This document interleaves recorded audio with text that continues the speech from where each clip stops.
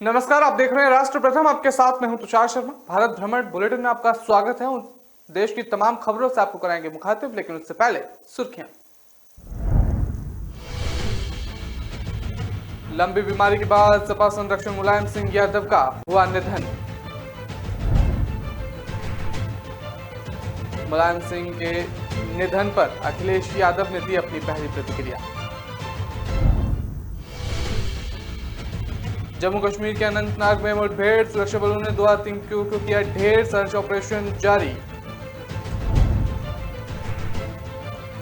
बंगाल में 2 गुटों में हिंसा के बाद भारी तनाव, वाहनों में तोड़फोड़ और पथराव। शुभेंदु ने अमित शाह को लिखी चिट्ठी।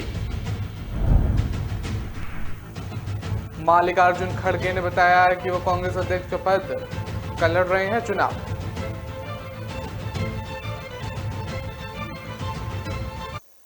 अब खबरें जानेंगे विस्तार से। आपको बता दें कि उत्तर प्रदेश के पूर्व सीएम और समाजवादी पार्टी के संस्थापक मुलायम सिंह यादव का सोमवार को गुरुग्राम के मेदांता अस्पताल में निधन हो गया है। तबीयत बिगड़ने पर उन्हें 1 अक्टूबर को आईसीयू में भर्ती कराया गया था। मुलायम सिंह यादव के निधन के बाद समाजवादी परिवार शोक की लहर में डूब गया है। गुरुग्राम स्थित मेदांता अस्पताल में एक डॉक्टर का पैनल मुलायम सिंह यादव का इलाज कर रहा था। उन्हें 22 अगस्त को मेदांता अस्पताल में भर्ती कराया गया था। मुलायम सिंह यादव ने सुबह 8:16 पर आखिरी सांस ली। उनकी तबीयत बिगड़ने की सूचना पर बेटे अखिलेश यादव और भाई शिवपाल यादव और बहू अपर्णा यादव दिल्ली के लिए रवाना हो गए थे। बता दें कि 3 महीने पहले उनकी पत्नी साधना गुप्ता का भी निधन हो गया था। मुलायम सिंह यादव के निधन की जानकारी देते हुए सपा के राष्ट्रीय अध्यक्ष अखिलेश यादव ने कहा कि मेरे आदरणीय पिताजी और सबके नेताजी नहीं रहे। 55 साल से अधिक समय तक राजनीति में सक्रिय रहे। मुलायम सिंह यादव का जन्म 22 नवंबर 1939 को इटावा जिले के सैफई में हुआ था। उन्होंने राजनीति शास्त्र में एमए की पढ़ाई की थी और वो 1967 में पहली बार यूपी के जसवंत नगर से विधायक निर्वाचित होकर विधानसभा पहुंचे और फिर उन्होंने अपने राजनीतिक करियर में भी कभी पीछे मुड़कर नहीं देखा। वो 8 बार विधायक निर्वाचित हुए तो वहीं 7 बार निर्वाचित होकर लोकसभा सांसद भी बने। 1996 में उन्हें यूनाइटेड फ्रंट गठबंधन की सरकार में रक्षा मंत्री बनने का भी अवसर मिला था।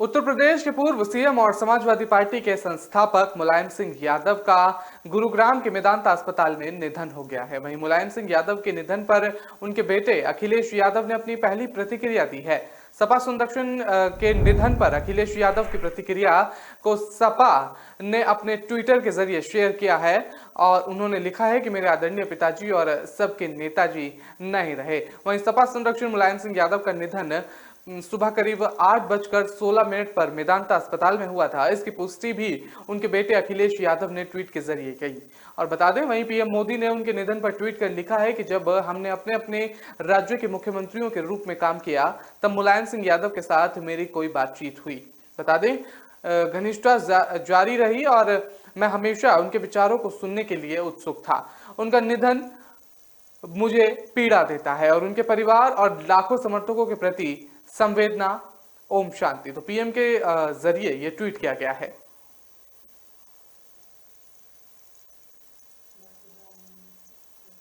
जम्मू कश्मीर के अनंतनाग में सुरक्षा बलों और आतंकियों के बीच मुठभेड़ जारी है और इस मुठभेड़ में 2 आतंकियों को मौत के घाट उतार दिया गया है। फिलहाल ऑपरेशन जारी है और इस बात की जानकारी जम्मू कश्मीर पुलिस ने दी है। पुलिस ने एक अधिकारी ने बताया है कि आतंकवादियों की मौजूदगी की खास जानकारी मिलने के बाद सुरक्षा बलों ने दक्षिण कश्मीर के इस जिले के टांगवापा इलाके के घेराबंदी कर तलाशी अभियान शुरू कर दिया है। उन्होंने बताया है कि तलाश अभियान के दौरान आतंकवादियों ने सुरक्षा बलों पर गोलियां चला दी और इसके बाद सुरक्षा बलों ने भी जवाबी कार्रवाई की और मुठभेड़ शुरू हो गई। बता दें कि मुठभेड़ में सुबह 2 आतंकी मारे गए और आतंकवादियों और उनके संगठन की पहचान अभी नहीं हो पाई है। इससे पहले दक्षिण कश्मीर के अवंतीपोरा में हिजबुल और आतंकी को गिरफ्तार किया गया है। बता दें कि इन आतंकी के पास पिस्टल और मैगजीन बरामद की गई है। पूछताछ में पकड़े गए आतंकी ने स्वीकार किया था कि वो प्रतिबंधित आतंकी संगठन हिजबुल मुजाहिदीन से जुड़ा हुआ है और 29 सितंबर 2022 से इलाके में एक्टिव था। आए दिन आतंकी जम्मू कश्मीर में हमले करने की कोशिश कर रहे हैं और 30 सितंबर 2022 को ही जैश-ए-मोहम्मद के 2 आतंकी पुलिस ने ढेर किए थे। इस दौरान पुलिस ने AK-74U, AK-47 का नया संस्करण बरामद किया था। साथ ही एक राइफल, 3 मैगजीन और 2 गोलियां भी जब्त की थी। बता दें ये लोग अग्निवीर भर्ती रैली को लेकर निशाना बनाने आए थे।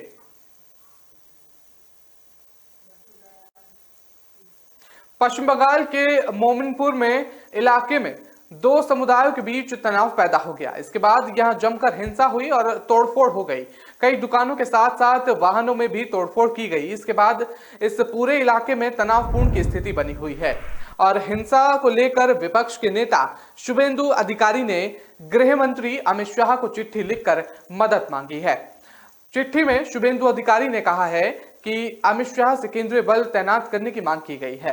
मिली जानकारी के मुताबिक मिलाद उल नबी के मौके पर मोमिनपुर और इकबालपुर में अचानक हिंसा भड़क गई और इसके बाद एक खास समुदाय ने इकबालपुर थाने में को घेर लिया और इसके बाद बेकाबू भीड़ ने सड़क पर खड़े वाहनों के अलावा आसपास की दुकानों में तोड़फोड़ की गई और यहां तक कि कई जगहों पर बम फोड़ने की खबरें भी सामने आई और इसके बाद पूरे इलाके में RF को तैनात कर दिया गया। बता दें कि विपक्ष के नेता शुभेंदु अधिकारी ने केंद्रीय गृह मंत्री अमित शाह को चिट्ठी लिखी है। इस चिट्ठी में उन्होंने अमित शाह से पश्चिम बंगाल के मोमिनपुर और इकबालपुर इलाके में केंद्रीय बल तैनात करने की मांग की है, जिसमें कि कानूनी और व्यवस्था बनी रहे। और इसके अलावा बीजेपी नेता सुकांत मजूमदार ने अपने ट्विटर हैंडल पर एक वीडियो शेयर भी किया है। इस वीडियो में कई वाहन सड़क पर पड़े हुए दिखाई दे रहे हैं और उन्होंने ममता सरकार पर तंज कसते हुए कहा है कि एक शांति प्रिय समुदाय ने अपना त्योहार मिलाद उन नबी को मनाते हुए हिंदुओं की दुकानों वो बाइकों को तोड़ा गया और हमेशा की तरह इस बार भी ममता सरकार ने कोई कार्रवाई नहीं की और उन लोगों को खुला छोड़ दिया है।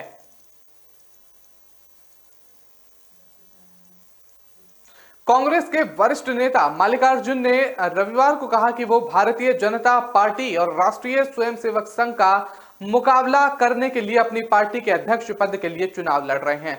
खड़गे ने कहा कि देश की मौजूदा स्थिति चिंताजनक है और केंद्र में सत्तारूढ़ दल बीजेपी पर केंद्रीय अन्वेषण ब्यूरो, प्रवर्तन निदेशालय और आयकर विभाग जैसी स्वायत्त संस्थानों को कमजोर करने का आरोप लगाया। मल्लिकार्जुन खड़गे ने कहा कि मैं पार्टी के अध्यक्ष पद का चुनाव लड़ना चाहता हूं क्योंकि देश की हालत चिंताजनक है। बीजेपी CBI, ED और आयकर विभाग जैसी संस्थानों को कमजोर कर रही है। प्रधानमंत्री नरेंद्र मोदी और केंद्रीय गृह मंत्री अमित शाह इस पर से राजनीति कर रहे हैं और जैसे देश में लोकतंत्र के लिए कोई जगह नहीं है, इसलिए निर्वाचक मंडल यानी कि डेलीगेट की सिफारिश पर मैं ये चुनाव लड़ रहा हूं। तो सीधे तौर पर उनकी तरफ से बातें सामने आ रही है। बता दें कि खड़गे आगे बोल रहे हैं कि कांग्रेस के वरिष्ठ नेताओं और पार्टी के प्रदेश प्रतिनिधियों से सहायता और समर्थन मिला है। पूर्व केंद्रीय मंत्री ने कहा कि मैं राज्यसभा में विपक्ष का नेता था लेकिन इस्तीफा दे दिया है क्योंकि मैं ये चुनाव लड़ना चाहता हूं। पार्टी के उदयपुर घोषणा एक नेता एक पद का पालन करते हुए मैंने नेता प्रतिपक्ष के पद से इस्तीफा देने का फैसला किया। खड़गे ने 17 अक्टूबर को होने वाले कांग्रेस अध्यक्ष पद के चुनाव में समर्थन जुटाने के लिए यहां पार्टी को दिल्ली इकाई के निर्वाचक मंडल से मुलाकात की है। उन्होंने कांग्रेस अध्यक्ष पद के चुनाव के लिए नामांकन पत्र दाखिल करने से एक दिन पहले राज्यसभा में विपक्ष के नेता के तौर पर 1 अक्टूबर को इस्तीफा दे दिया था।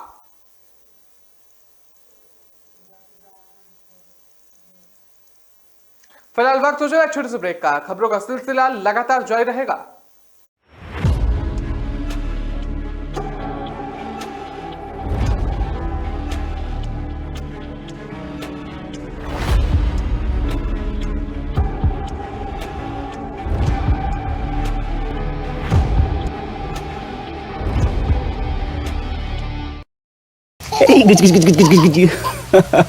तुम्हें अपनी गोद में खिलाने जैसा कोई एहसास नहीं दुनिया में। पर एक दिन था जब मुझे लगा कि शायद मुझे ये मौका कभी मिलेगा ही नहीं। तुम आने वाले थे और पापा की तबीयत बहुत खराब हो गई। लाइफ एक दिन बिना किसी वार्निंग के बदल गई। You want to sleep? Okay okay okay, सो जा सो जा। पता है, बहुत डर गया था मैं। तुम दोनों अकेले थे, अगर मुझे कुछ हो जाता तो तब मैंने एक लेटर भी लिखा था। क्या लिखा था? हा?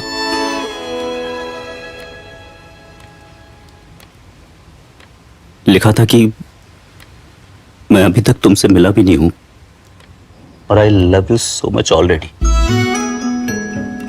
मैं तुम्हें बड़ा होते हुए देखना चाहता था।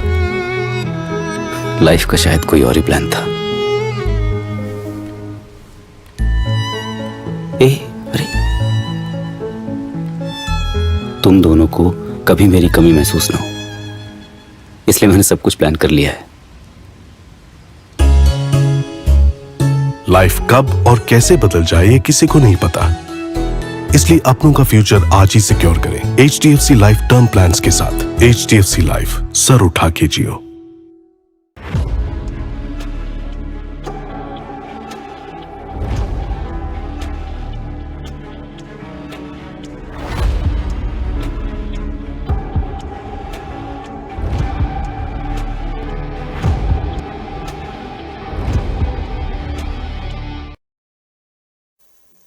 ब्रेक के बाद आपका स्वागत है। रुक करते हैं अगली खबर का। आपको बता दें कि कांग्रेस के अध्यक्ष पद के उम्मीदवार शशि थरूर ने कहा कि गांधी परिवार चुनाव में उनका और दूसरे उम्मीदवार मल्लिकार्जुन खड़गे का समर्थन कर रहा है और दोनों में से किसी के प्रति पक्षपातपूर्ण रवैया नहीं अपना रहा है। महाराष्ट्र प्रदेश कांग्रेस कमेटी कार्यालय में पार्टी पदाधिकारियों से मुलाकात के बाद थरूर ने संवाददाताओं से कहा कि उनका उद्देश्य 2024 के चुनाव से पहले कांग्रेस को मजबूत बनाना है।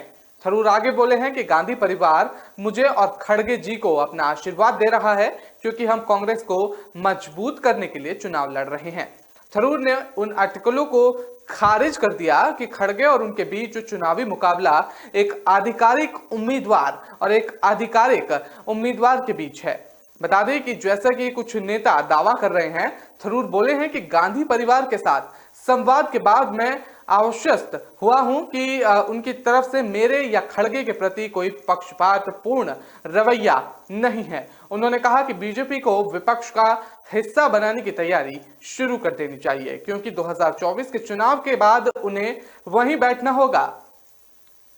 थरूर ने कहा कि हमारी पार्टी को बदलाव की जरूरत है और मेरा मानना है कि मैं वो व्यक्ति हूं जो बदलाव का उत्प्रेरक बनूंगा। और उन्होंने कहा कि कांग्रेस ने देश को ठीक से ढंग से चलाया है और पार्टी में अनुभवी लोग हैं। थरूर ने मुंबई में पार्टी के प्रदेश मुख्यालय में कांग्रेस अध्यक्ष पद चुनाव के निर्वाचक मंडल के सदस्यों से संपर्क के लिए आयोजित कार्यक्रम के दौरान कहा कि हमें संवाददाताओं के भरोसे को जीतने की जरूरत है। और इस मौके पर महाराष्ट्र कांग्रेस के अध्यक्ष नाना पटोले मौजूद नहीं थे।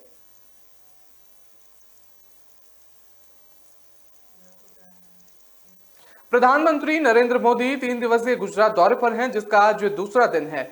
पीएम आज भरूच में 9,460 करोड़ रुपए की विकास परियोजनाओं का शिलान्यास और उद्घाटन किया। वहीं शाम करीब 5 बजे जामनगर में 1,460 करोड़ की परियोजनाओं का उद्घाटन किया। पीएम मोदी ने आज कार्यक्रम पर नजर डालें तो सुबह करीब 11 बजे से आज उनका दूसरे दिन का कार्यक्रम शुरू हुआ और पीएम 11 बजे भरूच के आमोद में 8,000 करोड़ रुपए से अधिक लागत की विभिन्न परियोजनाओं का लोकार्पण और शिलान्यास किया। वहीं इसके बाद दोपहर करीब 3:15 पर अहमदाबाद में मुंबई शैक्षणिक संकुल के पहले चरण का उद्घाटन किया, जो जरूरतमंद छात्रों के लिए एक शैक्षिक परिसर है। बता दें, यह परियोजना छात्रों के समग्र विकास के लिए संवेदनाएं प्रदान करने में सहायता प्रदान करेंगी। पीएम शाम 5:30 बजे करीब जामनगर में 1,460 करोड़ रुपए से अधिक लागत की परियोजनाओं का लोकार्पण और शिलान्यास किया। ये परियोजनाएं सिंचाई, विद्युत, जलापूर्ति और शहरी बुनियादी ढांचे को संबंधित हैं। बता दें, इसके अलावा पीएम स्वराष्ट्र अवतारणा सिंचाई योजना लिंक 3 बांध के पैकेज 7 SUNI योजना लिंक 1 के पैकेज 5 और हरिपार 40 मेगावाट और पीवी परियोजनाओं का लोकार्पण किया।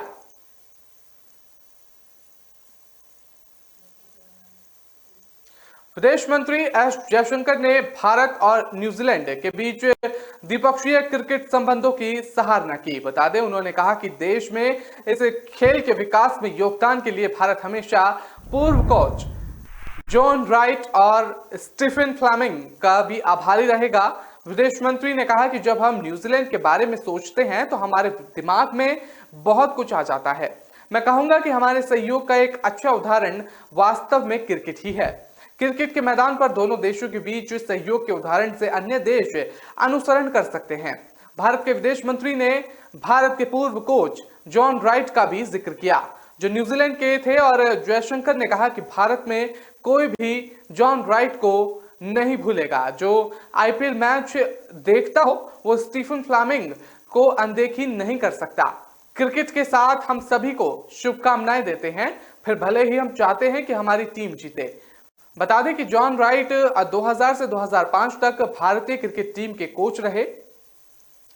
राइट भारतीय टीम से जुड़ने वाले पहले विदेशी कोच थे। जॉन ने 2010 से 2012 तक न्यूजीलैंड टीम को भी कोचिंग दी थी। उनके कोचिंग में भारत 2003 में एक दिवसीय विश्व कप के फाइनल में भी पहुंच गया था।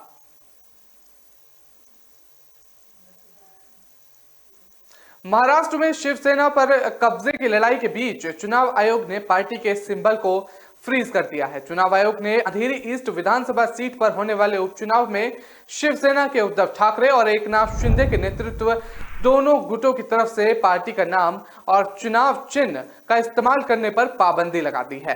शिवसेना के दोनों गुटों की तरफ से नाम और चुनाव चिन्ह पर दावा किए जाने की पृष्ठभूमि में एक अंतरिम आदेश जारी करके निर्वाचन आयोग ने दोनों से कहा कि वो सोमवार तक अपनी अपनी पार्टी के लिए 3 नए नाम और चुनाव चिन्ह समझाएं। बता दें कि इसी बीच एकनाथ शिंदे गुट 10 अक्टूबर को एक परिपत्र जारी कर चुनाव चिन्ह पर अपनी पूरी भूमिका साफ कर देगा। एकनाथ शिंदे ने चुनाव चिन्ह का निर्णय लेने का अधिकार अपनी पार्टी कार्यकारिणी को सौंप दिया था और कार्यकारिणी में तुतारी, गदा और तलवार ये 3 चुनाव चिन्ह का सुझाव दिया। इसे मुख्य चुनाव आयोग को सौंपा जाएगा और शिवसेना के नाम को लेकर 3 सुझाव भी दिए गए हैं। शिंदे गुट भी बाला साहब के नाम को अपनी पार्टी में रखना चाहता है। जैसे उद्धव ठाकरे ने जो 3 नाम सुझाए हैं, सब ने बाला साहब का नाम जुड़ा हुआ है। एकनाथ शिंदे गुट भी चाहता है कि वो बाला साहब और आनंद दीघे के नाम को भविष्य में आगे लेकर चले। बता दें कि चुनाव आयोग दोनों गुटों की तरफ से सुझाए गए नामों और चुनाव चिन्हों में से उन्हें किसी एक का उपयोग करने की अनुमति देगा। अंधेरी ईस्ट विधानसभा सीट पर उपचुनाव नजदीक आने की स्थिति में शिंदे गुट की तरफ से अनुरोध किए जाने पर आयोग ने अंतरिम आदेश जारी किए हैं फिलहाल के लिए।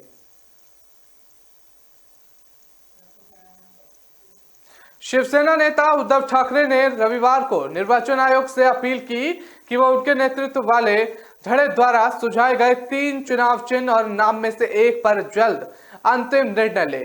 3 नवंबर को अंधेरी ईस्ट विधानसभा सीट पर होने वाले उपचुनाव के मद्देनजर ठाकरे ने ये अपील की है कि निर्वाचन आयोग ने अंधेरी ईस्ट विधानसभा सीट पर होने वाले उपचुनाव में शिवसेना के उद्धव ठाकरे और एकनाथ शिंदे नीत दोनों गुटों के पार्टी के नाम और चुनाव चिन्ह का उपयोग करने पर पाबंदी लगा दी है। बता दें कि ऑनलाइन संबोधन में ठाकरे ने आयोग के इस कदम को अन्याय करार दिया। उद्धव ठाकरे ने कहा कि मैं निर्वाचन आयोग से मेरी पार्टी के लिए जल्द से जल्द एक चुनाव चिन्ह और नाम को अंतिम रूप देने की अपील करता हूं, क्योंकि हम लोगों के पास जाना है और बता दें कि और उपचुनाव का सामना भी करना है। मैं आयोग के फैसले से स्तब्ध हूं और लेकिन मेरा विश्वास नहीं डगमगाया है और शिवसेना समर्थक पर भी मेरा भरोसा कायम है।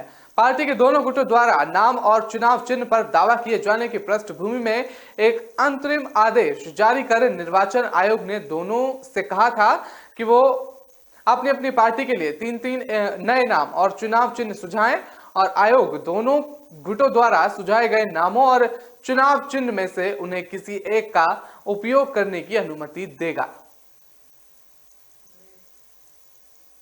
फिलहाल वक्त तो चला छोटे से ब्रेक का, खबरों का सिलसिला लगातार जारी रहेगा।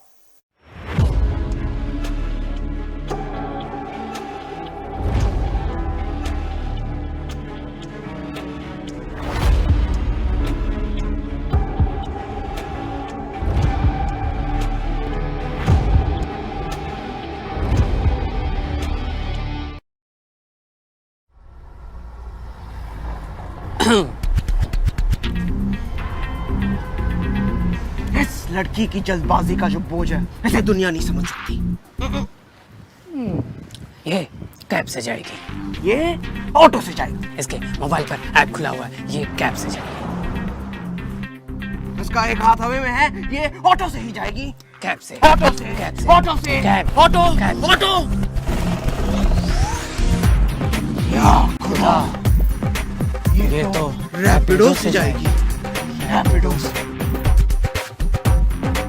Rapido, the smartest choice always. Safe भी, तेज भी। ऐप खोलो, बुक करो, call Rapido।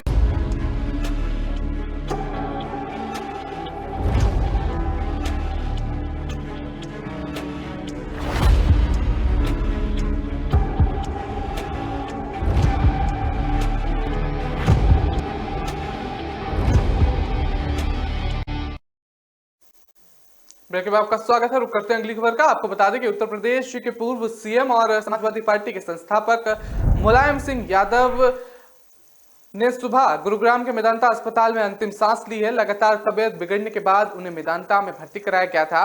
उनके निधन के बाद बिहार में भी शोक का माहौल बना हुआ है। लालू प्रसाद यादव ने ट्वीट कर शोक व्यक्त किया है। लालू प्रसाद यादव ने ट्वीट कर लिखा कि समाजवादी वट वृक्ष सपा संरक्षण आदरणीय मुलायम सिंह जी के निधन की खबर से बहुत दुखी हूं। देश की राजनीति में एक वंचितों को अग्रिम पंक्ति में लाने में उनका अतुलनीय योगदान रहा।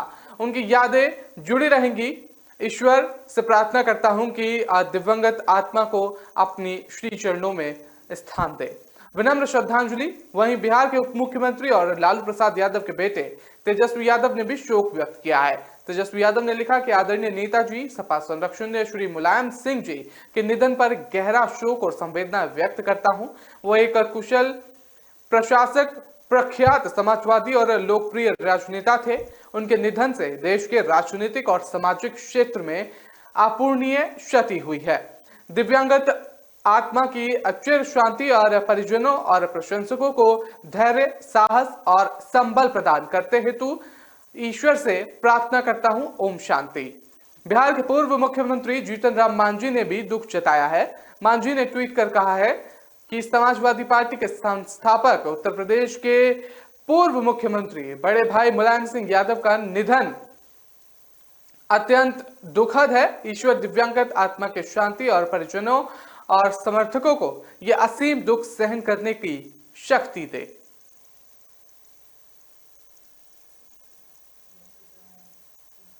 बिहार के पूर्व उप मुख्यमंत्री और राज्यसभा सदस्य सुशील कुमार मोदी ने सीएम नीतीश कुमार से इस्तीफा मांगा है। बता दें कि सुशील कुमार मोदी ने कहा कि अब नीतीश कुमार को अति पिछड़ों से ज्यादा एमवाई पर भरोसा हो गया है। कहा कि नीतीश कुमार जानते हैं कि बिहार के अति पिछड़ा नरेंद्र मोदी के साथ हैं और इसी कारण उन्हें अब अति पिछड़ों की चिंता नहीं है।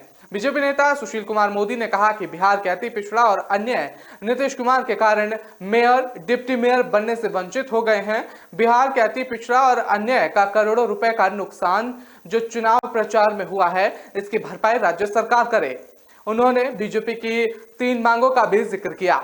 सुशील कुमार मोदी ने बीजेपी की 3 मांगे हैं।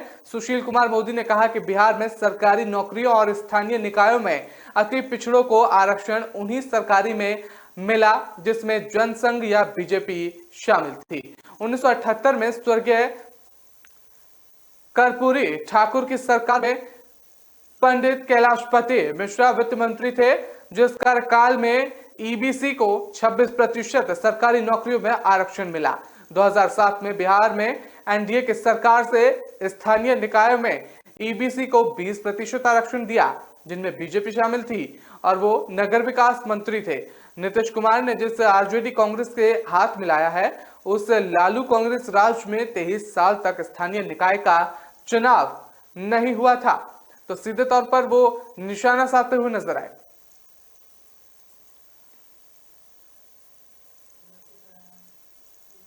बिहार की राजनीति से बड़ी खबर है इस वक्त की। आपको बता दें कि आरजेडी के प्रदेश अध्यक्ष जगदानंद सिंह ने इस्तीफे की पेशकश कर दी है। मीडिया रिपोर्ट्स के मुताबिक जगदानंद ने आरजेडी सुप्रीमो लालू प्रसाद यादव को पत्र लिखकर अपने इस्तीफे की पेशकश की है। बता दें कि दिल्ली में आरजेडी के राष्ट्रीय कार्यकारिणी की बैठक हुई थी जिसमें वो नहीं पहुंचे थे। लगातार नाराजगी की बात कही जा रही थी और दिल्ली के तालकटोरा स्टेडियम में आरजेडी की राष्ट्रीय परिषद की बैठक भी है। और इधर इस्तीफे की इस खबर को लेकर सबसे बड़ा सवाल यह है कि क्या लालू यादव इसे स्वीकार करेंगे या फिर मनाएंगे। सीधे तौर पर सबसे बड़ा सवाल खड़ा हो रहा है इसको लेकर। बता दें कि आरजेडी में घमासान मचा हुआ है। इधर बीजेपी की ओर से भी प्रतिक्रिया सामने आई है। बीजेपी प्रवक्ता अरविंद सिंह ने कहा है कि लालू यादव को सबसे ज्यादा अपने बेटे तेजस्वी यादव पर भरोसा है। आरजेडी परिवारवाद पार्टी है और जगदानंद सिंह हो या फिर कार्तिक सिंह, दोनों को साजिश के तहत हटाया गया है। आरजेडी अब एमवाई की पार्टी हो गई है और नगरीय निकाय में आरक्षण को हटाकर अति पिछड़े को भी धोखा दिया गया। बता दें कि ऐसी अब चर्चा चल रही है कि आरजेडी के प्रदेश अध्यक्ष जगदानंद सिंह पार्टी से नाराज चल रहे हैं। जिस दिन जगदानंद सिंह के बेटे और पूर्व कृषि मंत्री सुधाकर सिंह ने अपने पद से इस्तीफा पत्र तेजस्वी यादव को सौंपा था, उसी दिन जगदानंद ने भरे मन से कहा था कि जो किसानों के हित में काम करता है, किसानों के लिए सोचता है, उसको कीमत चुकानी पड़ती है, उसे त्याग भी करना पड़ता है। इसके बाद से जगदानंद सिंह कार्यालय भी नहीं आ रहे थे।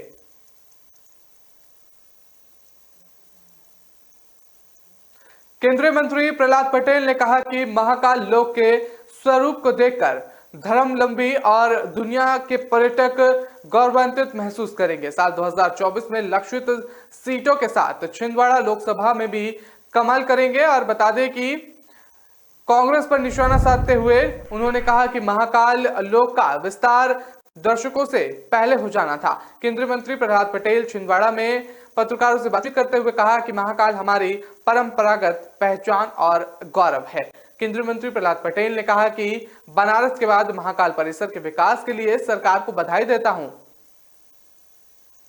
पहले चरण का लोकार्पण करने प्रधानमंत्री आ रहे हैं और उन्होंने कहा कि देश विदेश से लोग यहां आते हैं। यहां पर हर बार जन सुविधाएं अस्थायी तौर पर बनाए जाते हैं और ये स्थायी बेहतर प्रयास है। महाकाल इस स्वरूप को देखकर धर्मावलंबी और देश विदेश के पर्यटक गौरवान्वित होंगे। कैबिनेट मंत्री प्रहलाद पटेल ने दावा करते हुए कहा कि बीजेपी का छिंदवाड़ा लोकसभा सहित देश की 142 सीटों पर जीत हासिल करने का लक्ष्य है। कैबिनेट मंत्री प्रहलाद पटेल ने कहा कि इस बार पार्टी ने तय किया है कि देश की 142 सीट ऐसी हैं जो निश्चित तौर पर 2024 में हमको जीतनी है।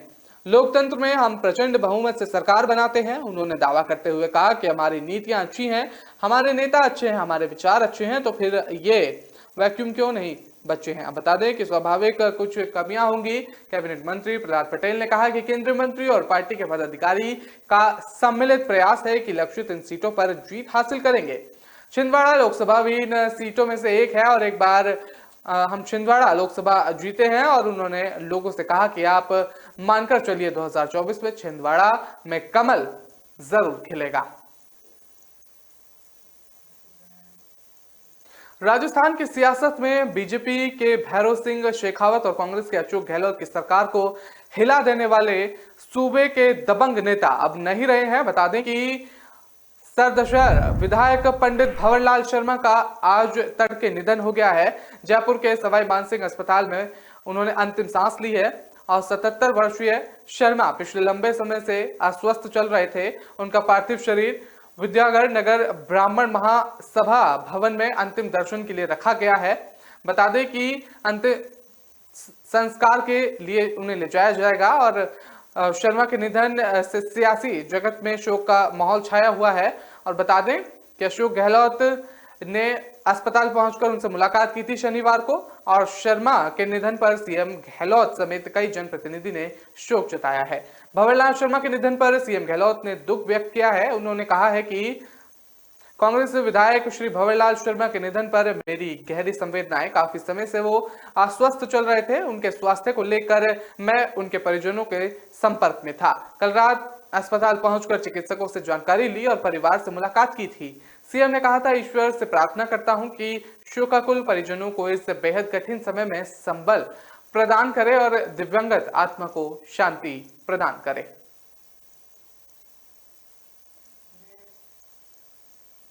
फिलहाल वक्त तो चला एक छोटे से ब्रेक का। खबरों का सिलसिला लगातार जारी रहेगा।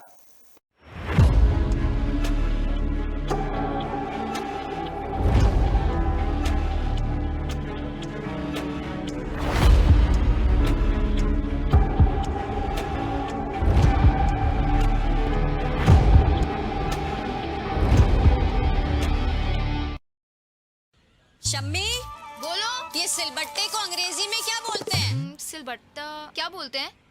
क्या बोलते हैं? चाचू सिलबट्टे को अंग्रेजी में क्या कहते हैं? सिलबट्टे को ओ भाभी, सिलबट्टे को अंग्रेजी में क्या कहते हैं? ले, अरे यही तो मैं पूछ रही हूँ। पर क्यों? वो अमेज़न से मंगवाना है ना, वहाँ सिर्फ अंग्रेजी चलती है। किसने बोला? अब अपनी हिंदी भी चलती है। अब अपनी दुकान बोले अपनी जुबान, बस यहाँ से भाषा बदलिए और ढूंढिए, चुनिए, खरीदिए सब हिंदी में।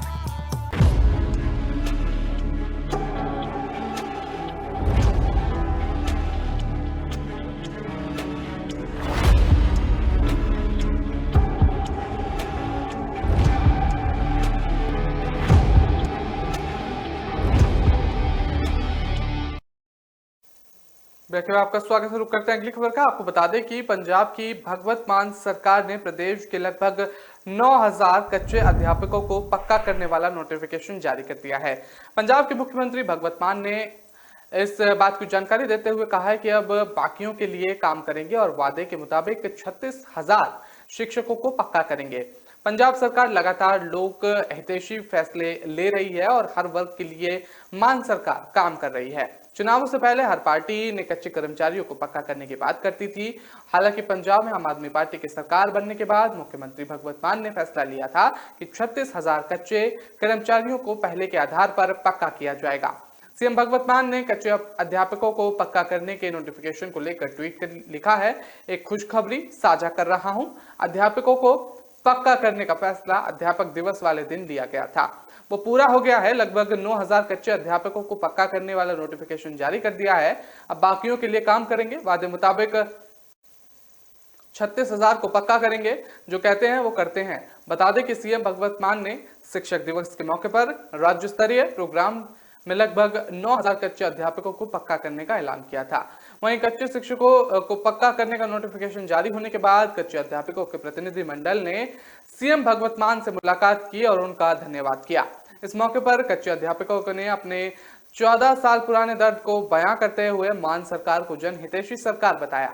वहीं इस मुलाकात के समय सीएम भगवत मान ने अध्यापकों से पंजाब के भविष्य के निर्णय की ओर जोर देने की बात कही और साथ ही अपील की कि पंजाब को शिक्षा में अव्वल लेकर जाएं और सरकार उनके साथ है।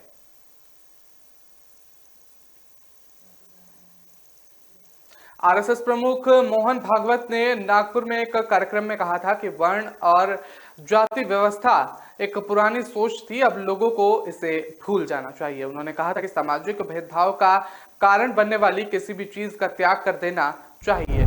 और बता दें कि एनसीपी पार्टी प्रमुख शरद पवार ने भागवत के इस बयान का स्वागत किया है। बता दें एक पुस्तक विमोचन के कार्यक्रम में भागवत ने कहा था कि वर्ण और जाति जैसे अवधारणाओं को पूरी तरह से त्याग दिया जाना चाहिए, क्योंकि अब जाति व्यवस्था की कोई प्रासंगिकता नहीं है। मोहन भागवत ने कहा था कि सामाजिक समानता भारतीय परंपरा का एक हिस्सा थी, लेकिन इसे भुला दिया गया, जिससे हानिकारक परिणाम हुए। और उन्होंने कहा कि हमारे पूर्वजों से जो गलतियां हुई हैं उन्हें स्वीकार कराने और उनके लिए माफी मांगने में हमें कोई संकोच नहीं करना चाहिए। मोहन भागवत के बयान पर नागपुर हवाई अड्डे पर पत्रकारों से बातचीत करते हुए पवार ने कहा कि इस तरह के बयानों को वास्तविक व्यवहार में लागू करने की जरूरत है और ये सिर्फ जुमलेबाजी नहीं होनी चाहिए। और बता दें, उन्होंने आगे कहा कि इस तरह के भेदभाव के कारण समाज का एक बड़ा वर्ग पीड़ित हुआ और ये अच्छी बात है कि इस तरह के भेदभाव के लिए जिम्मेदार लोग इस बात को महसूस कर रहे हैं और इसे दूर किया जाना चाहिए। एनसीपी प्रमुख ने आगे कहा कि केवल माफी मांगने से काम नहीं चलेगा, सब कुछ इस बात पर निर्भर करता है कि हम वास्तव में समाज के इस वर्ग के साथ कैसा व्यवहार करते हैं। वहीं शिवसेना के दो धड़ों के बीच पार्टी चिन्ह धनुष और तीर को लेकर पूछे गए सवाल पर चुप्पी साधते हुए उन्होंने कहा कि चुनाव आयोग इस पर जो फैसला देगा वो सभी को स्वीकार करना होगा। छत्तीसगढ़ के मुख्यमंत्री भूपेश बघेल का वीडियो सोशल मीडिया पर खूब वायरल हो रहा है। वायरल वीडियो में मुख्यमंत्री को गाना गाते हुए सुना जा सकता है। बता दें कि रायपुर में कलेक्टर एसोसिएशन का डिनर प्रोग्राम रखा गया था। डिनर प्रोग्राम में शिरकत करने पहुंचे मुख्यमंत्री ने एक पुराना छत्तीसगढ़ी गीत गाकर आईएएस अफसरों को सुनाया और आईएएस अफसरों ने मुख्यमंत्री का तालियों से स्वागत किया। सीएम बघेल ने बैंड की धुन पर छत्तीसगढ़ी गाना गाया।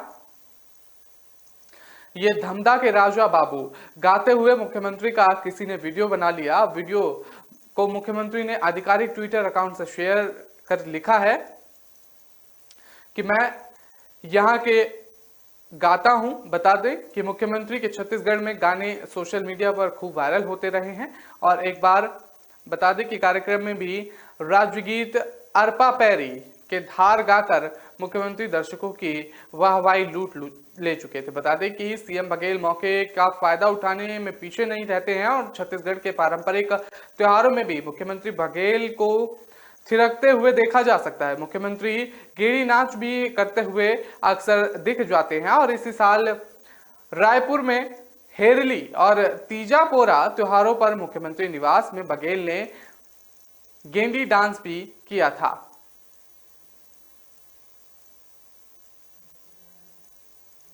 छत्तीसगढ़ के मुख्यमंत्री भूपेश बघेल ने कलेक्ट्रेट कॉन्फ्रेंस में राजस्व विभाग के कामकाज की समीक्षा की।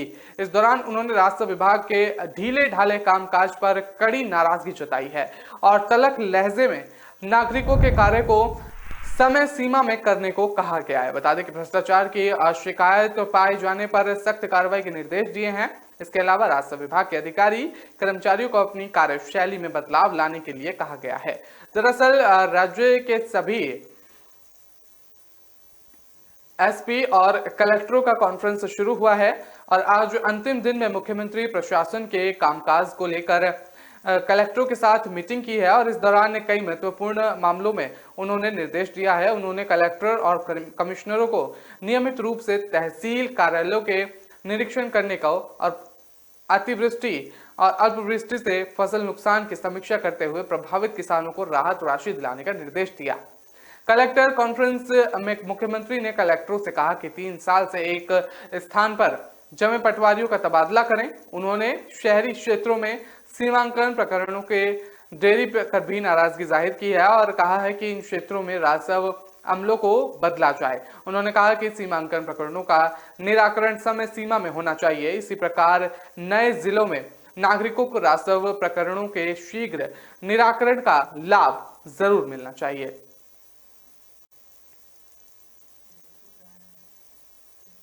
कोटा, हाड़ौती सहित राजस्थान में बरसात से फसलों को भी भारी नुकसान हुआ है। ऐसे में राज्य सरकार को जल्द सर्वे कर मुआवजा देना चाहिए। ये बात लोकसभा अध्यक्ष ओम बिरला ने एक कार्यक्रम के दौरान मीडिया से बातचीत करते हुए कही। उन्होंने कहा कि जहां फसलें खराब हुई हैं वहां जाएंगे और किसानों से मुलाकात करेंगे। उन्होंने आश्वस्त किया है कि किसानों की हर संभव मदद की जाएगी। स्पीकर ओम बिरला ने कहा है कि किसानों को जल्द ही फसल बीमा योजना का लाभ लेना चाहिए, समय रहते क्लेम करें। और ओम बिरला ने कहा कि किसानों को फसल बीमा का लाभ समय पर लेना चाहिए ताकि नुकसान को कम किया जाए।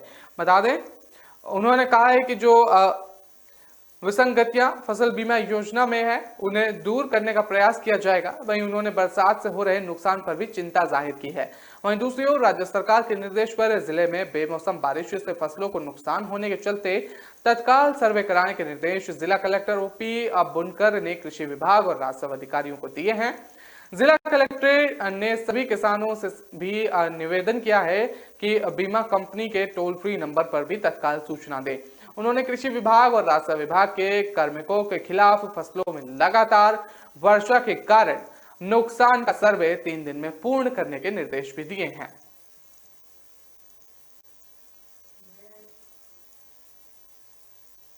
फिलहाल वक्त तो चला एक छोटे से ब्रेक का। खबरों का सिलसिला लगातार जारी रहेगा।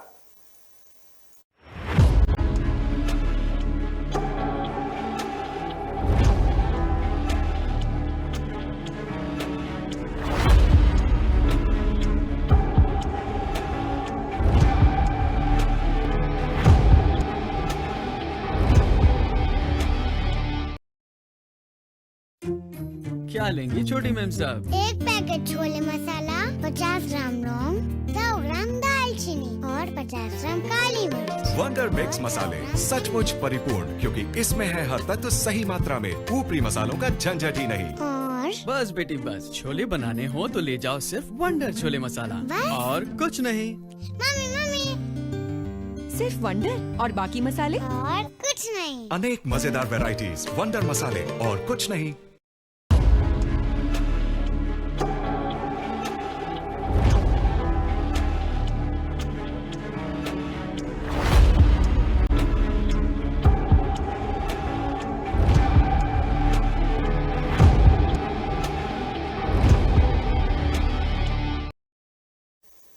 ब्रेक के बाद आपका स्वागत है। रुक करते हैं अगली खबर का। आपको बता दें कि चुनावी रणनीतिकार प्रशांत किशोर और बिहार के मुख्यमंत्री नीतीश कुमार के बीच तंज की लड़ाई जारी है।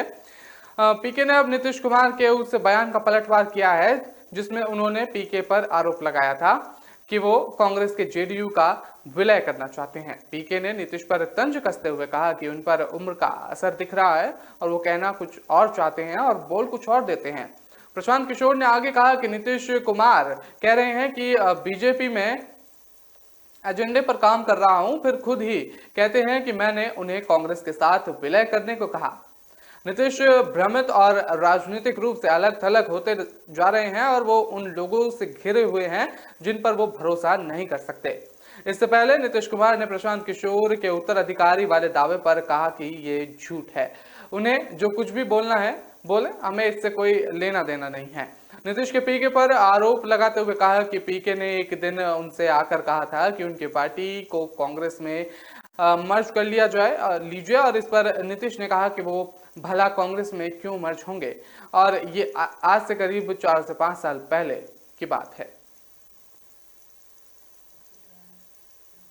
कांग्रेस अध्यक्ष पद के चुनाव में नामांकन वापसी की आखिरी तारीख के बाद अब 2 उम्मीदवार मैदान में रह गए हैं, शशि थरूर और मल्लिकार्जुन खड़गे।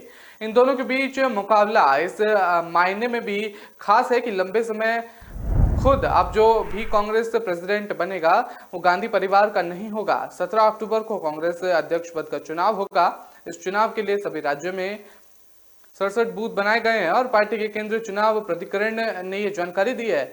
और बता दें कि सीए ने अध्यक्ष मधुसूदन मिस्त्री ने कहा कि एआईसीसी मुख्यालय में भी एक बूथ होगा, खासकर सभी वरिष्ठ नेता, कार्य समिति के सदस्य और उन सभी लोगों के लिए जिनके पहचान पत्र अलग राज्य से हैं लेकिन दिल्ली में रह रहे हैं। अगर वो बताते हैं कि वो दिल्ली में वोट करना चाहते हैं तो हम यहाँ भी व्यवस्था करेंगे, वो यहाँ एआईसीसी मुख्यालय में भी वोट कर सकते हैं। राहुल गांधी और भारत जोड़ो यात्रा में शामिल लेने लोगों के लिए एक कैंप बूथ बनाया जाएगा। इन उम्मीदवारों के लिए प्रचार की प्रक्रिया आधिकारिक रूप से शुरू हो गई है। हालांकि उन्होंने पहले ही अभियान शुरू कर दिया है।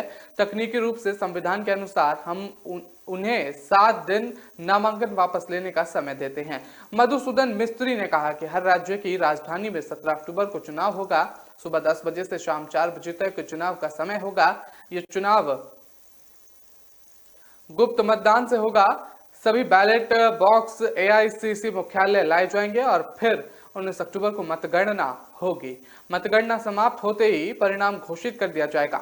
नामांकन वापस लेने की तारीख निकलने के बीच शशि थरूर और मल्लिकार्जुन खड़गे अपने अपने पक्ष में जीत के लिए जतन भी कर लेंगे। बता दें कि थरूर ने जरूर ये कहा था कि ये चुनाव एक फ्रेंडली मैच की तरह है, लेकिन उन्होंने ये भी कहा कि चूंकि चुनाव में मतदान प्रक्रिया गुप्त रखी जाएगी, इसलिए वोट करने वाले भले ही जाहिर तौर पर खड़गे का समर्थन कर रहे हैं, लेकिन वो इन्हें यानी थरूर को भी वोट दे सकते हैं। बहुजन समाज पार्टी की अध्यक्षता मायावती ने रविवार को कहा कि बहुजन समाज पार्टी आजादी के 75वें वर्ष में अपने कानूनी और संवैधानिक अधिकार मांगते मांगते थक गई है और अब उसे पूरी ताकत के साथ हुक्मरान समाज बनाने के अभियान में जुटना होगा। मायावती ने बसपा संस्थापक काशीराम के परिनिर्वाण दिवस पर किए सिलसिलेवार ट्वीट में ये बात कही। उन्होंने लिखा कि बहुजन समाज आजादी के बाद 75 वर्ष में अपना कानूनी और संवैधानिक हक मांगते मांगते थक गई है और अब उसे पूरी ताकत के साथ हुक्मरान समाज बनाने के अभियान में जुटना जाना होगा। बता दें कि उत्तर प्रदेश में होने वाले अगला कोई भी चुनाव आपके लिए परीक्षा हो सकता है, जिसमें सफलता उम्मीद की नई किरण साबित होगी। मायावती ने एक अन्य ट्वीट में कहा कि देश भर के खासकर उत्तर प्रदेश के लोगों ने ये 4 बार अपनी पार्टी की सत्ता प्राप्त करके ये देख लिया है कि सत्ता वो मास्टर चाबी है, जिसके तरीके के बंद दरवाजे खुल जाते हैं। बता दें कि इसलिए यह अभियान हर कीमत पर जरूर जारी रहना चाहिए।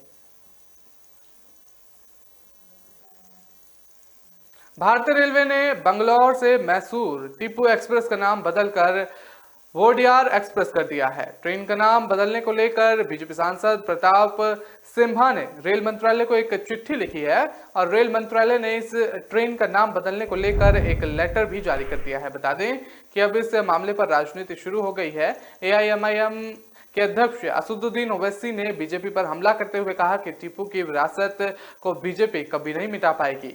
असदुद्दीन ओवैसी ने ट्रेन का नाम बदलने को लेकर ट्वीट किया है। उन्होंने अपने ट्वीट में कहा कि बीजेपी सरकार ने टीपू एक्सप्रेस का नाम बदलकर वोडियार एक्सप्रेस कर दिया है। टीपू ने बीजेपी को इसलिए परेशान किया है क्योंकि टीपू ने ब्रिटिश साम्राज्य के खिलाफ 3 युद्ध छेड़े थे। किसी दूसरी ट्रेन का नाम भी वोडियार एक्सप्रेस के नाम पर रखा जा सकता था। टीपू की विरासत को बीजेपी कभी नहीं मिटा पाएगी। कांग्रेस ने इस मामले को लेकर बीजेपी पर सांप्रदायिक राजनीति करने का आरोप लगाया है।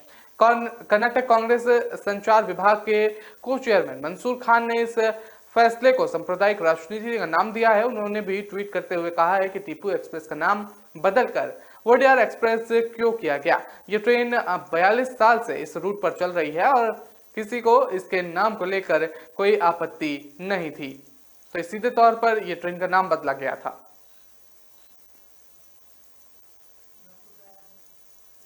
भारत के कई राज्यों में लगातार हो रही बारिश से मौसम सर्द हो गया है। लोगों को गर्मी से पूरी तरह से राहत मिल गई है। मौसम विभाग के अनुसार अगले 2 दिन तक उत्तराखंड, उत्तर प्रदेश और पश्चिमी मध्य प्रदेश और पूर्वी राजस्थान में भारी बारिश जारी रहने की संभावना जताई गई है और आईएमडी ने कई राज्यों में तेज बारिश को लेकर अलर्ट भी जारी किया है। इसे देखते हुए कई जगहों में स्कूल भी बंद रहेंगे और बता दें कि अगले 5 दिनों के दौरान तमिलनाडु और रायलसीमा में हल्की से तेज बारिश होने का अनुमान है। अगले 24 घंटे में दौरान तटीय आंध्र प्रदेश और तेलंगाना में भारी बारिश होने का अनुमान लगाया गया है। राजस्थान में छिटपुट और उत्तर प्रदेश में भारी बारिश, हरियाणा, चंडीगढ़, उत्तराखंड, पंजाब, दिल्ली, मध्य प्रदेश और असम में भारी बारिश होने के आसार बताए गए हैं। यूपी में बारिश को लेकर अलर्ट भी जारी किया गया है। ऐसे में आगरा और बुलंदशहर में 2 दिन तक स्कूलों को बंद कर दिया गया है। इसके अलावा मुरादाबाद, औरैया और गाजियाबाद में जिलाधिकारियों ने 12वीं तक के स्कूलों को बंद रखने के आदेश दिए हैं और शामली 8 तक के सभी स्कूलों को 10 अक्टूबर और सिद्धार्थनगर में 1 से 8 तक के सभी स्कूलों को अगले 2 दिन तक बंद किया गया है। साथ ही यूपी के कई जिलों में रेड अलर्ट भी जारी हुआ है, जिसमें बहराइच, लखीमपुर खीरी, सीतापुर, हरदोई, लखनऊ, मेरठ, अलीगढ़, बदायूं, जालौन, हमीरपुर और झांसी भी शामिल है। नोएडा में भी डीएम सुहास एलवाई ने 10 अक्टूबर को भी भारी बारिश के अलर्ट को देखते हुए 12वीं तक के सभी स्कूलों में अवकाश घोषित किया। गाजियाबाद में भी 12वीं तक के स्कूल बंद रहे।